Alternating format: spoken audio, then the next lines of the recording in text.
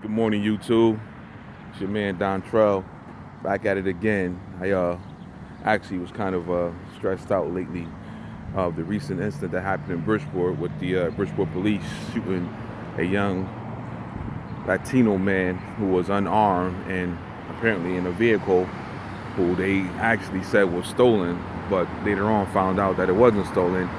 And the passenger as well was shot, but he wasn't killed. So he was able to, discredit some of the stuff that the police officers were saying.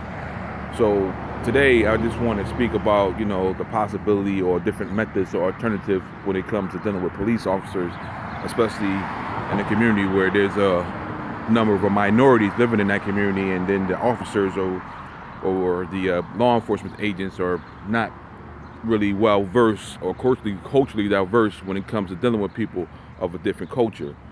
So I know there's a lot of different options you have in regards to trying to cooperate with the police and prevent them from doing things to you that is unjustifiable and basically putting you in a situation where you may fear that you may be killed or possibly arrested for something that you didn't do.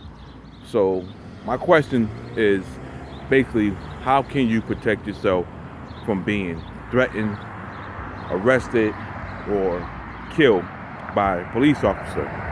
Obviously, there's not going to be just one answer. I feel as though myself is the best case possible answer that you can give to a person is cooperate with the police officers. You ain't got to go into no long discussion about what did I do wrong, what's the problem, officer, or anything like that. Just cooperate with the officers. Try to keep your hands in plain sight at all times, and especially if you see there's more than one officer and they seem nervous, or they seem like they're agitated, or they seem like they need a smoke or a cigarette or whatever the case may be, whatever their fix is, and they just gun hole about everything. Please, please, please, please take a deep breath. Take a deep breath and try to recompose yourself. Count to 10. Relax. Try not to lose it. Stay focused on the task. And the task is to prevent yourself from being arrested or being shot and killed. So when the police officer stops you and asks you for your ID, it is okay for you to feel uncomfortable about not giving it to them. But at that moment in time, please do not risk your life with trying not to do so.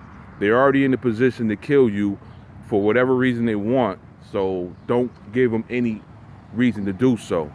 They ask you for your ID, blase, give it to them. They ask you to do 10 jumping jacks, and you can't do 10 jumping jacks, try to do them just to put them at ease.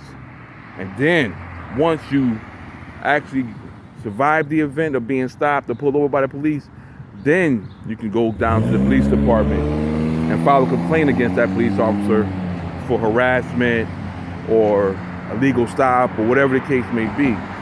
But while you're in the midst of the event of dealing with the police officer, do not get into a verbal altercation with them at that very moment. And if you involved with a situation where you know you're doing something illegal, please do not try to fight on the streets. Let that be brought to the court, and you fight your case in the court, and you do what you have to do in front of the judge, the prosecutor, your attorney, or your public defender. But by any means necessary, live to survive the event of being stopped by a police officer.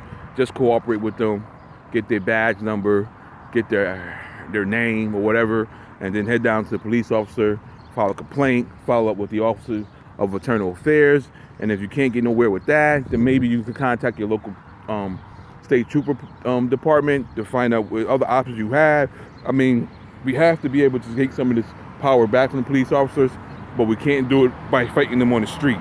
We have to do it the same way that they use, the same laws they use against us, we have to use against them. To protect ourselves, to protect our families, to protect our communities.